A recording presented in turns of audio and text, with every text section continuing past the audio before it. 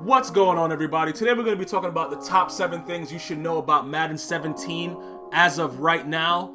A lot of the things have been leaked through Microsoft, Xbox, or whatever the F is going on, but some information has been made available to us.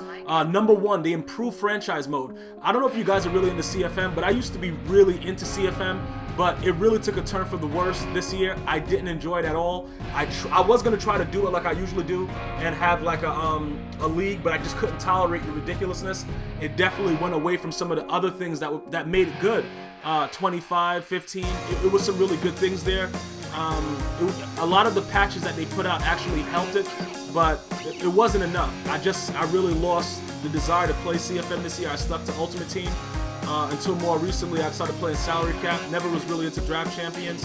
Pretty sure they're going to have a little bit more information coming about those modes soon, but as far as we know, Connected Franchise mode is going to get a complete overhaul. Number 2, the running game. The power backs are going to be more strong, which means that it's going to be a lot more stiff arms. I don't know if it's going to be the stiff arm glitch from 25. The trucking is going to be back, but they're not going to be able to do the things that the shiftier backs can do. The shiftier backs are going to be able to do, jukes, spin moves, things like that, the way they're supposed to do it. Also, they've included something called Path Assist, where the computer can actually help, make you find a hole to go for 6. You know what I'm saying? Like the Path Assist, that really scares me, because usually when new modes come, new features come out, sometimes it's really, really OP to start, so I don't really know where to go from that. But I'm gonna leave it as it is right now and just try to say, you know what, maybe it won't be crazy to start the game, but Path Assist really scares me. Number 3, lower skill levels are going to be able to get assistance, similar to Madden 16. All you have to do is really hold triangle or hold Y if you want an Xbox One to get aggressive catch animations that will make your eyeballs pop out. Similar to with this game, they're going to give you assistance. The lower skill levels will have the option to make the computer pick the right things for them, the right buttons, everything, just pretty much done for you to help guys that are not really on the level of stick skills. It just helps them to not be discouraged and feel like they can compete with everyone, which in my opinion makes it a little bit more difficult for veterans. But if it's going to help the growth of the game, we're going to have to find ways to adjust the way we always do and figure out what's going on with that. But lower skill levels it's already written down and ready to go. You will get assistance. If there's something that you need help with, the computer will take over and make sure you get exactly what you need, like that, a predetermined pick. Coming in at number 4, gap play. When you're on your D line now, you're going to be able to have specific designs for where you want them to go. For instance, if you have a D tackle that's really strong and he's a power move guy, according to what I read, you'll be able to have them seal off one of the gaps in front of the O lineman. So hopefully that helps with like inside zone or whatever the new run play will be, whether it's halfback dive, or it's probably going to be draw next year, some kind of crap like this. Your guys have more control over playing the gap, so you can assign them.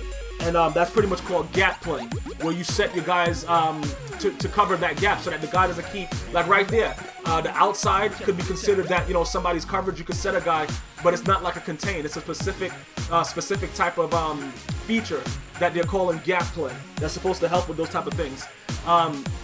Coming in at number 5, force defenders. You're going to be able to have control over sending different defenders to do different things. I don't know if you guys remember that playoff game where Josh Norman was in zone, but then he sacked the quarterback. You're going to be able to do things like that. According to what I read, again, with the force defenders, be able to make them, send them to do things that they're not supposed to be doing. You can actually have more control.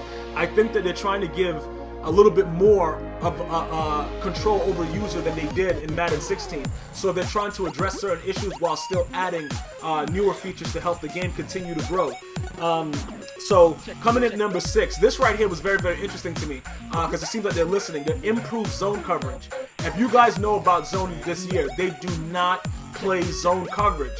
They just don't. No matter what you do, very rarely will they play it, and you usually need about 3 or 4 guys in the same vicinity for it to work. So we're gonna go ahead and see what happens with that. But I was very happy to read that because I hated the fact that nobody would play a zone. It just made no sense to me that it was happening at such an alarming rate. But that's very interesting that they're going to be focusing on that.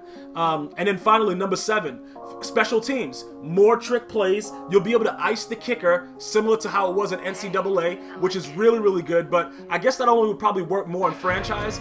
But and it's going to be a lot more other different type of blocking schemes and other things that you can actually have a more risk reward with special teams and getting extra points with that. So hopefully this helped you to give you some kind of insight to what Madden 17 will be bringing to you. Until next time, one love.